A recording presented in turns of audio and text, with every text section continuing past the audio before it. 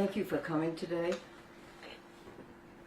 I'm attorney Gloria Allred, and today we are here with the first victim to have documented proof that she filed a police report against Jeffrey Epstein. In 1997, Alicia Arden, who is here with me today, filed a police report with the Santa Monica Police Department alleging that Jeffrey Epstein committed a sexual battery against her when she met him at the Shutters Hotel in Santa Monica, California. Mr. Epstein said that he was a representative of Victoria's Secret and that he was interviewing and auditioning models to appear in the Victoria's Secret catalog. When Alicia realized that Epstein was using his position to touch her in a sexually inappropriate way, she left and reported him to the police. The details of what happened to Alicia in that room with Mr. Epstein were explained at a press conference that Alicia and I held in 2020. We will forward those details to the press who request them. Unfortunately, no prosecution ever took place. Alicia alleges that she would have been willing to testify against Jeffrey Epstein if the criminal case had been filed, but that never happened.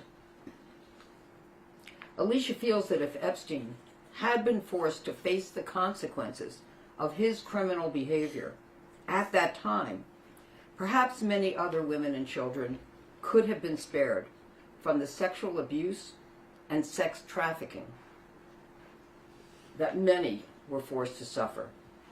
The failure of the criminal justice system to bring Jeffrey Epstein to meaningful justice was repeated in the cases of many other victims over decades after Alicia's experience with him, and resulted in Jeffrey Epstein's misconduct becoming worse and leading to child sexual abuse and trafficking of underage girls.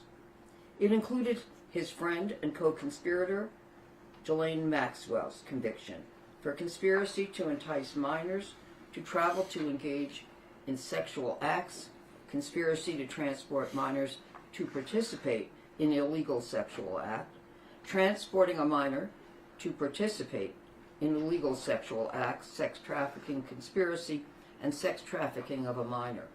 She was sentenced to 20 years in federal prison for her crimes.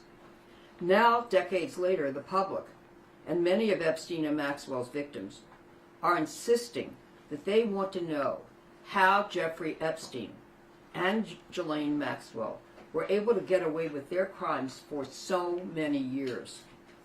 They also want to know who else may have enabled them or assisted them in their sexual exploitation and trafficking of women and children. They believe that the answers are in the unreleased files of the United States Attorney for the Southern District of New York and the files of the former United States Attorney for the Southern District of Florida and the State Attorney's file in Miami. The battle to learn the truth of what really happened by releasing the files is now in the news almost every day. While the political class takes sides in this battle, the victims of Jeffrey Epstein and Ghislaine Maxwell are often ignored, and the toll that this is taking on them emotionally is often just a footnote rather than a focus of many stories.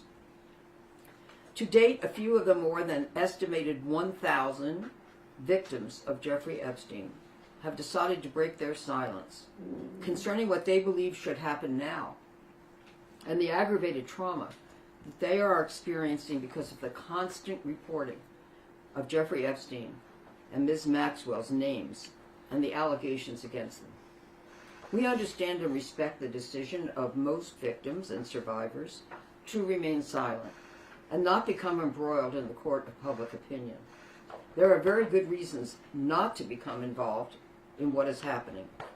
However, there are also good reasons for victims to break their silence and share with the public their opinions of what should happen next in this battle for truth, transparency, and justice.